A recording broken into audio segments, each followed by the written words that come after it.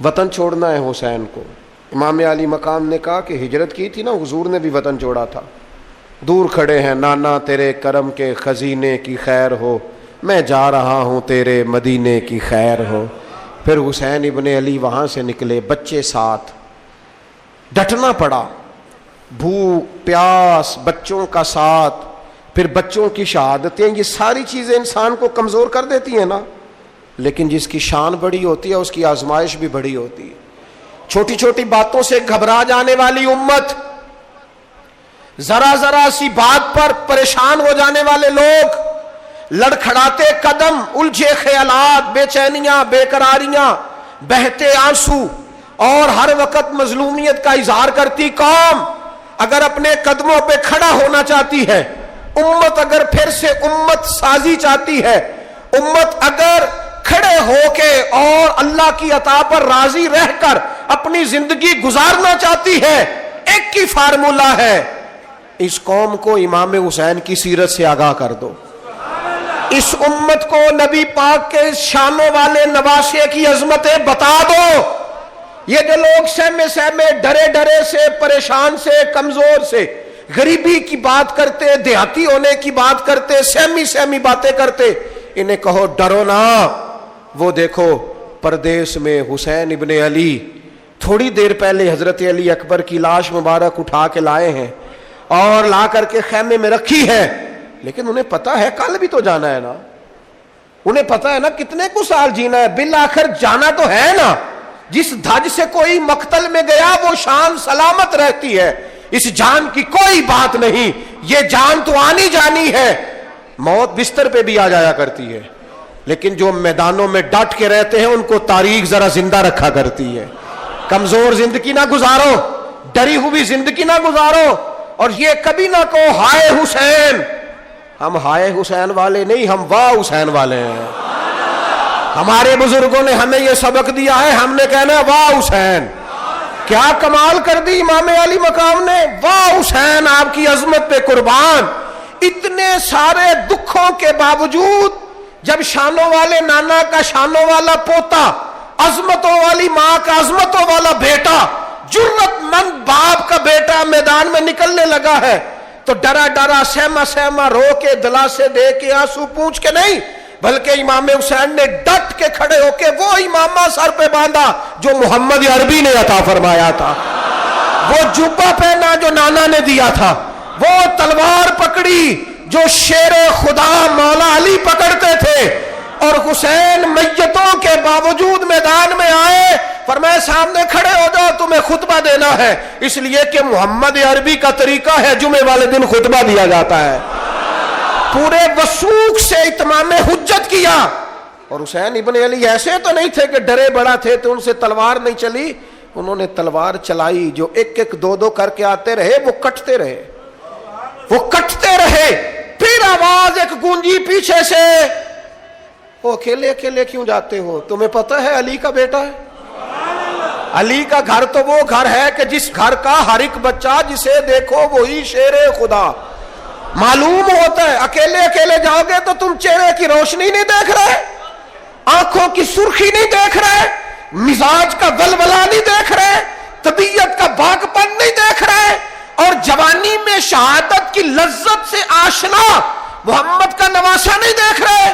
ذرا مل کے جاؤ، ہاں ہاں حسین ابن علی شہید ہوئے ہیں پر شان و شوکت کے ساتھ، ہاں ہاں حسین ابن علی دنیا سے تشریف لے گئے ہیں پر عزت، وقار اور عظمت کے ساتھ۔ ہاں حسین ابن علی کا سر کٹا ہے، مخالف نے تو اپنی طرف سے نیزے کی نوک پہ چڑھایا تھا، پر حسین کا سر بول بول کے کہہ رہا تھا دیکھ لو میں کٹ بھی گیا ہوں پھر بھی سب سے اونچا ہوں، وہ دیکھو میں سب سے اونچا ہوں، سب سے اونچا ہوں میں۔ اے حسین ابن علی، نازش آل نبی تم پر سلام، اے حسین ابن علی تم پر سلام، نازش آل نبی تم پر سلام۔ کسی نے ایک بات کی تھی، اس نے حد کر دی، اس نے کہا مورخ تو کتنا کو لکھے گا، خطیب تو کتنا کو واعظ کرے گا، اور مصنف تو حسین ابن علی کی شان میں کہاں تک بات کرے گا، تو میرے امام کا باکپن، ان کی جرت، ان کی طاقت، ان کی ہمت، ان کا کمال، ان کا صبر، ان کی استقامت، ان کا حوصلہ، ان کی جواں مردی، ان کی ہمت کتنی کو بیان کرے گا، تو رہنے دے۔ اس نے کہا پھر کیوں رہنے دوں؟ کہنے لگے حسین ابن علی کی شان رفعت کوئی کیا جانے، یہ حسن جانے۔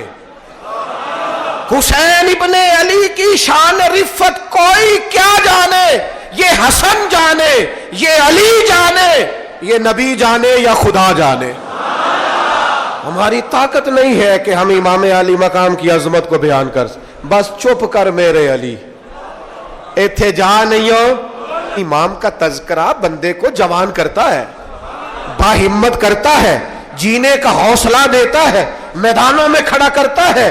وہی ہے تیرے زمانے کا امام برحق جو تجھے حاضر و موجود سے بیزار کرے اور موت کی شکل میں دکھلا کے تجھے جلوہ یار زندگی تیرے لیے اور بھی دشوار کرے۔ اور پلٹنا، جھپٹنا، جھپٹ کر پلٹنا، یہ لہو گرم رکھنے کا ہے ایک بہانہ۔ لہذا طاقتور بنو، باہمت بنو، کربلا کے واقعے سے طاقت حاصل کرو۔ پھر کہتا ہوں ہم ہائے حسین والے نہیں، ہم تو واہ حسین والے ہیں۔ ہمارا کہنا ہے کہ واہ حسین، اے حسین ابن علی تم پر سلام، نازش آل نبی تم پر سلام۔ ہم کہہ رہے واہ حسین، واہ حسین، واہ حسین، واہ حسین، یا حسین، واہ حسین، یا حسین، واہ حسین، واہ حسین، یا حسین، واہ حسین۔ اپنے مزاج میں طاقت پیدا کرو، اپنے بچوں کو یہ قوت ارادی، قوت فیصلہ آنے والی نسل کو منتقل کریں، یہ ہمت، جذبہ۔ حضرت امام حسین عالی مقام رضی اللہ تعالیٰ عنہ کی شہادت مبارکہ سے جو ہمیں اسباق ملتے ہیں، اس میں سے دو ایک سبق آپ کی خدمت میں عرض کرنے۔ پہلے تو یہ یاد رکھ لیں کہ اللہ تعالیٰ نے اپنے محبوب کریم علیہ السلام کی زبان سے ہمیں یہ پیغام دیا ہے کہ تم مجھے یہ کہو کہ اے اللہ، ہماری نماز، ہماری قربانیاں، ہمارا جینا اور ہمارا مرنا یہ سب اس رب کے لیے ہے جو تمام جہانوں کو پالنے والا ہے۔ قل ان صلاتی و نسکی و محیای و مماتی للہ رب العالمین۔ آپ فرما دیجئے بے شک میری نماز، میری قربانیاں، میرا دنیا میں رہنا، پردہ کرنا سب اس رب کے لیے جو تمام جہانوں کا پالنے والا ہے۔ سب سے پہلے تو اپنی زندگی کے اندر 24 گھنٹوں میں سے اچھے طریقے سے سوچ کر، سمجھ کر، فکر کر کر غور کریں کہ ہمارے پاس 24 گھنٹوں میں سے کتنا وقت ہے جو ہم نے صرف اس لیے صرف کیا ہے کہ ہمارا دین کچھ تھوڑا سا آگے بڑھ جائے اور دین کے لیے ہم کچھ اپنے آپ کو پیش کر سکیں۔ اپنے وقت کا تعین کریں، اس کے بعد پھر اپنا جتنا مال اللہ نے دیا ہے اس مال میں سے آپ دیکھیں کہ ہم کیا اس میں سے اتنا کچھ نکال رہے ہیں جو تھوڑا بہت ہمارے مذہب کے لیے، دین کے مشن کے لیے کام آ جائے۔ کچھ نہ کچھ آپ باعث بنے دین پھیلانے کا۔ رسول کریم صلی اللہ علیہ وسلم نے اس ڈیوٹی کو اس رنگ میں بیان کیا ہے۔ حضور نے فرمایا کہ بلغوا عنی ولو آیا، ایک آیت تم تک پہنچ گئی ہے، اب میں تمہاری ڈیوٹی لگا رہا ہوں کہ تم نے اس آیت کو آگے پہنچانا ہے۔ صحابہ اگر ابلاغ دین نہ کرتے، تبلیغ نہ کرتے، اپنے پاس چیزیں رکھتے تو ہم تک دین پہنچتا نہ۔ انہوں نے بڑی ذمہ داری کے ساتھ، روایت حدیث کا معاملہ ہو یا حفظ دین کا، بڑی ذمہ داری کے ساتھ پھر ہمارے محدثین نے محنت کی اور کتابیں جمع کر کے ترتیب دے کے ہم تک پہنچائیں۔ ہماری یہ ذمہ داری ہے کہ ہم خیر کی بات آگے پہنچائیں، خیر کی بات۔ ہمیں بڑی مثالیں آتی ہیں، بڑی ساری چیزیں ہمارے پاس ہوتی ہیں، بڑا کچھ ہم کہہ سکتے ہیں، بڑی ہمیں کہانیاں یاد ہوتی ہیں، تو یہ تو ہمیں الجھا دے گا یہ سارا معاملہ۔ کیا یہ اچھا ہو کہ ہم جمعے والے دن اپنے خطیب صاحب سے جو حدیث سنتے ہیں اسے اچھے طریقے سے ذہن میں بٹھائیں اور پھر پورا ہفتہ گھر کے اندر بازار کے اندر، گلی کے اندر، دوستوں میں، بچوں میں جب بھی بیٹھیں تو اپنی بات مدینے والے رسول کی بات سے شروع کریں، اور آپ کو ذائقہ اتنا ملے گا کہ کسی نے حضرت ابو ہریرہ رضی اللہ تعالیٰ عنہ سے پوچھا تھا کہ آپ کو کیا شہد لگا ہوا ہے کہ ہر وقت لوگ آپ کے گرد بیٹھے رہتے ہیں، ہر وقت مجمع ہی رہتا ہے؟ کچھ لوگ ہوتے ہیں نا جی، وہ بیٹھ جائیں تو محفل ہو جاتی ہے، چلنے لگیں تو جلوس ہو جاتا ہے۔ کچھ لوگ ہوتے ہیں تو کہا حضرت آپ کون سا شہد ہے؟ تو حضرت ابو ہریرہ فرمانے لگے شہد میاں کوئی بھی نہیں، میں نہ کسی کو اپنی بتاتا ہوں، نہ باپ دادا کی بتاتا ہوں، نہ برادری قبیلے کی بتاتا ہوں، میں تو جس کو بھی بتاتا ہوں محمد عربی کی بات ہی بتاتا ہوں۔ تو بس یہ آپ سمجھ لیں کہ میری بات بن گئی ہے تیری بات کرتے کرتے۔ تو ایک یہ بات آپ نے ذہن میں رکھنی۔ دوسرا پیغام میرا آپ کے لیے یہ ہے آج کی اس خوبصورت بزم میں کہ دین اور دیندار لوگ ایک نیکی کریں کہ وہ لوگوں کے دلوں میں اگر دین کی محبت نہیں بھر سکتے تو کم از کم نفرت تو نہ بھریں۔ اب تو یقین کریں کہ تکلیف روز بروز بڑھتی چلی جا رہی ہے، یوں لگتا ہے کہ دین دنیا میں صرف بحث کرنے کے لیے آیا، لڑائیاں ہی لڑائیاں، مناظرے ہی مناظرے، بحث ہی بحث۔ کیا شکل دکھا رہے ہیں ہم لوگوں کو مذہب کی کہ اس میں صرف بحث ہے، لڑائی ہے۔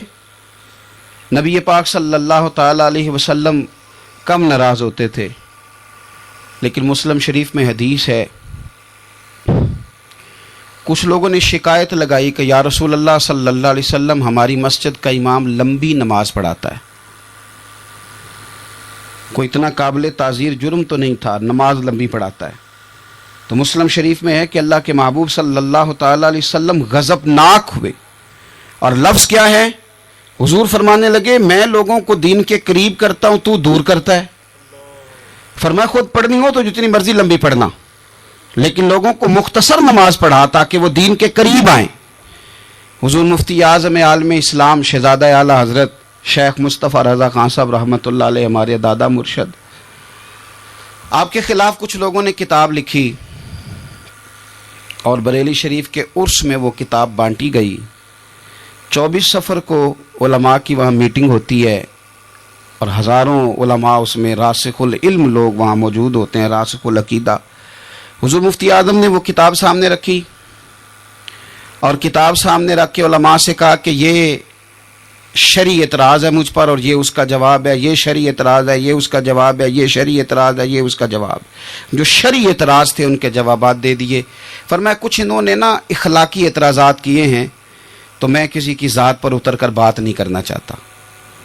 کچھ انہوں نے ذاتی اعتراضات کیے ہیں، اور جو مہذب قومیں ہوتی ہیں وہ کسی شخص کی شخصیت پر اتر کر، نیچے اتر کر بات نہیں کرتی۔ تو یہ شرعی اعتراضات تھے، یہ جواب ہے۔ تو علماء نے پوچھا کہ حضرت یہ کتاب کب چھپے گی؟ تو آپ فرمانے لگی چھپے گی کوئی نہیں ہے۔ کہ حضور نے آپ کے خلاف لکھا ہے تو آپ کہتے ہیں چھپے گی نہیں، آپ کو بھی تو چھاپنی چاہیے۔ تو آپ فرمانے لگے یار جی انہوں نے لکھا ہے تو کچھ بندے نا اس کتاب کی وجہ سے مجھ سے کٹ کے ان سے جڑ گئے ہیں، تو اب جب ان کا ذہن مجھ سے کٹا ہے، کسی اور کی طرف جڑا ہے، تو اب میں جواب لکھوں گا تو وہاں سے بھی کٹ جائیں گے، تو پھر منتشر ہو جائے گا ان کا ذہن، ہو سکتا ہے کسی گمراہی کی جانب چلے جائیں۔ تو چلو میری ایک ذات ہدف تنقید بنی ہے تو کوئی حرج نہیں، میں نہیں چاہتا کہ میری وجہ سے کچھ لوگوں کا ذہنی نقصان ہو، میں لوگوں کو مصطفیٰ کے دین کا پیار دینا چاہتا ہوں، دین سے بیزار نہیں کرنا چاہتا۔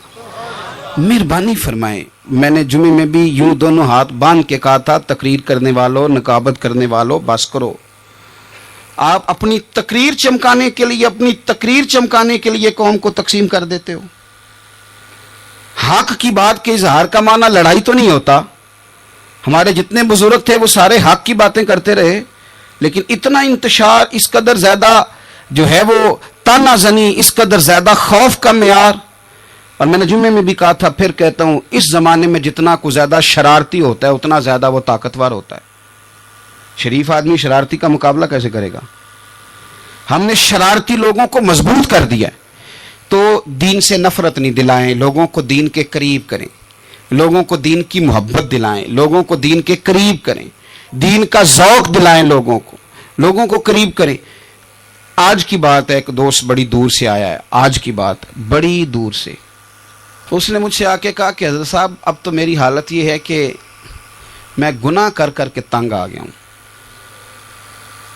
میرے ارد گرد گناہ کے مواقع رہتے ہیں، میں تنگ آ گیا ہوں، لیکن میں ایک منتشر آدمی ہوں، مجھے ہر وقت کا وسوسہ، ہر وقت کی پریشانی، ہر وقت کی مصیبت۔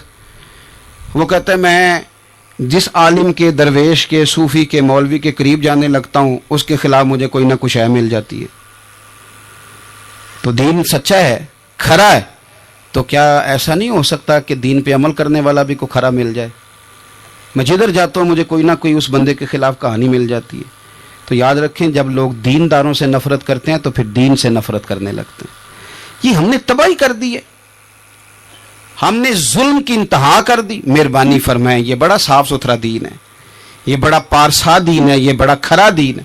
اور یہ جو آپ کو لوگ بتاتے ہیں نا سارے غلط ہو گئے، ایک میں صرف ٹھیک بچا ہوں، تو انہیں بتاؤ تمہاری بات مانے کہ مدینے والے رسول کی بات مانے؟ نبی پاک صلی اللہ علیہ وسلم نے فرمایا میری امت کبھی گمراہی پر جمع نہیں ہوگی، یہ نہیں ہو سکتا کہ ساری گمراہ ہو جائے۔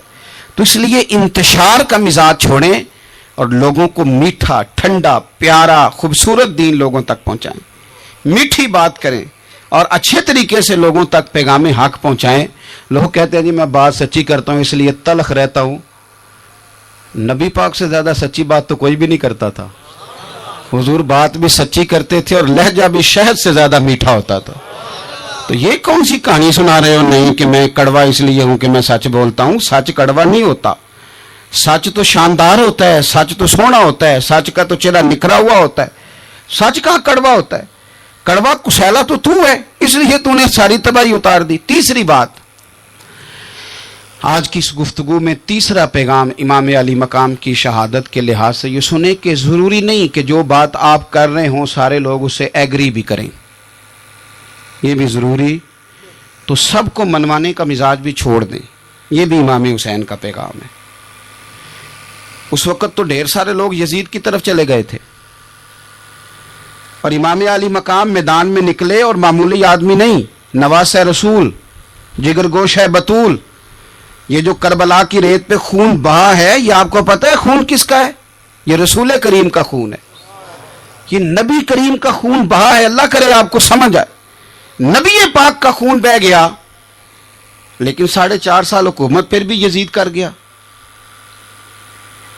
آپ کو کس بات کی جلدی ہے کہ سارے لوگ مان جائیں اور سارے ہمارے پیچھے لگ جائیں اور سارے جو میں کہہ رہا ہوں اس کے پیچھے لگ جائیں؟ یہ آپ کو جلدی کیوں ہے؟ مجھے جلدی کیوں ہے؟ بھئی وہ 4.5 سال پھر بھی نکال گیا۔ حضرت یوسف علیہ السلام پر جناب زلیخا نے الزام لگایا تھا، حضرت یوسف سچے تھے، پر پورے مصر میں اس نے بات بھی پھیلا دی۔ 12 سال جیل میں بھی رہے، تھے تو سچے نا، لیکن اس سچ کو نکھرتے 12 سال لگ گئے۔ لیکن رب کریم نے فرمایا یوسف سچے ہو، پر 12 سال پھر بھی جیل میں رہنا پڑے گا، سچے بھی ہو، کھرے بھی ہو، پر 12 سال جیل میں رہے۔ پر عرش کے مالک نے فرمایا پہلے آپ مصر کے قیدی تھے، اب آپ کا سچ نکھر گیا ہے تو مصر کا حکمران بنا دیا جائے گا۔ چوتھی بات یہ سنیں اور اچھے طریقے سے، ہمارے ہاں نا ہماری محفل رہ گئی ہے، تنہائی ختم ہو گئی ہے، تھوڑا تنہائی میں رہنا بھی شروع کریں۔ تنہائی میں کس طرح رہنا ہے؟ مصلی کے ساتھ، عبادت کے ساتھ، درد کے ساتھ، سوز کے ساتھ، یعنی ذوق کے ساتھ۔ کوئی نعت چلا لیں آپ، اور آپ ہوں، کلام ہو اور مدینے والے رسول کی یاد ہو۔ بے آباد نہ رکھیں، اپنے دل کو آباد رکھیں۔ یہ تھوڑی بہت مل کے عبادت ہے تو کر لیں، ورنہ اکیلے بھی ہم پلاننگ کرتے رہتے ہیں، دوستوں میں بھی سازشی کرتے رہتے ہیں، دفع کریں، سیاستیں ہوتی رہتی ہیں، یہ کب جان چھوڑتی ہیں۔ لیکن کچھ نہ کچھ وقت مصلی کو ضرور دیں۔ 9-10 محرم کی درمیانی رات عمر بن سعد امام علی مقام کے خیمے میں آیا اور آ کے کہنے لگا حسین باتیں 2 ہی ہیں، اب یزید اور عبید اللہ ابن زیاد اور دیگر کوئی اور بات سننے کو تیار نہیں ہوتے، 2 ہی باتیں ہیں، یا آپ کو بیعت کرنی ہے یا جنگ کرنی ہے۔ تو امام علی مقام فرمانے لگے کہ مجھے 1 رات کی مہلت دے دو، 1 رات کی مہلت، سویرے بتاؤں گا کیا کرنا ہے۔ 9-10 کی درمیانی رات عمر بن سعد نے کہا ٹھیک ہے میں سویرے آ جاؤں گا۔ تو عمر بن سعد خیمے سے باہر نکلا تو حضرت عباس بن علی، حضرت عباس رضی اللہ تعالیٰ عنہ حاضر بارگاہ ہوئے تو امام علی مقام سے عرض کرنے لگے بھائی جان مجھے پتہ ہے سویرے آپ نے کیا فیصلہ کرنا ہے اور آپ کو بھی پتہ ہے سویرے کیا فیصلہ کرنا ہے. تو یہ بد باطن قسم کے لوگ ہیں, یہ سوچیں گے پتہ نہیں حسین کمزور پڑ گیا. تو ابھی بتانا تھا کہ ہم نے بیعت نہیں کرنی. آپ نے رات مہلت کیوں مانگی؟ یہ پتہ نہیں رات کیا کیا بدگمانیاں سوچیں گے. فیصلہ تو سویرے بھی وہی ہونا ہے اور اب بھی وہی ہونا ہے کہ ہم یزید کی بیعت کرنے کو تیار نہیں ہیں. تو آپ یہ بھی بات کر دیتے. تو امام حسین فرمانے لگے عباس تیرا کیا خیال ہے؟ میں نے سوچنے کے لیے ٹائم لیا ہے. تیرا کیا خیال ہے کہ میں نے کوئی نئے راہ تلاش کرنی ہے؟ کوئی مجھے اور کسی فوج کے پہنچ جانے کی امید ہے؟ کہا نہیں, مجھے کچھ بھی نہیں کرنا, نہ کچھ سوچنا ہے. فیصلہ بھی وہی ہے جس کا تجھے پتہ ہے. لیکن بھائی یہ آخری رات بچی ہے, کل حسین دنیا سے جائے گا. آخری رات بچی ہے, دل کرتا ہے کہ آج کی رات نہ میں رج رج کے اپنے رب کو سجدے کروں, میں جی بھر کے اس کی عبادت کروں, یہ پیشانی اس کے حضور ناز جھکے. او یار حسین ابن علی تو ایک رات باقاعدہ بچائیں کہ میں نے اللہ کے حضور حاضری دینی ہے اور تو ساری راتیں ضائع کر دیتا ہے. تو تنہائی میں کچھ نہ کچھ عبادت کریں. میں اللہ کے حضور دعا کرتا ہوں کہ اللہ تعالیٰ میدان کربلا کی ہواؤں کا صدقہ, اللہ تعالیٰ حسین ابن علی کے خون کا صدقہ ہماری زندگی پردہ پوشی والی کرے اور موت ایمان والی کرے, اور اللہ تعالیٰ ہمیں ہر فتنے سے محفوظ رکھے اور ہماری اولادوں کو بھی حضور کی اولاد کا وفادار رکھے. آخر دعوانا الحمدللہ.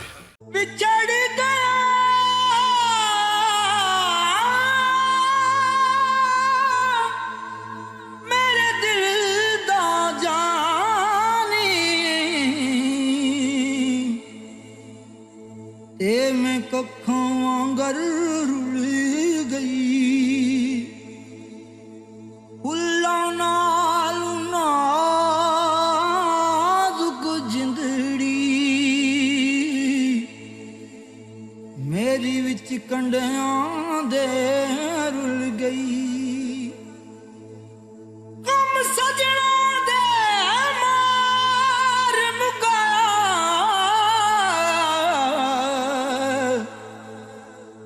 تے میں اتھروں بن کے ڈل گئی. ایک مایا تیری یاد نہ بھلدی, باقی ہر شے جگ دی بھل گئی.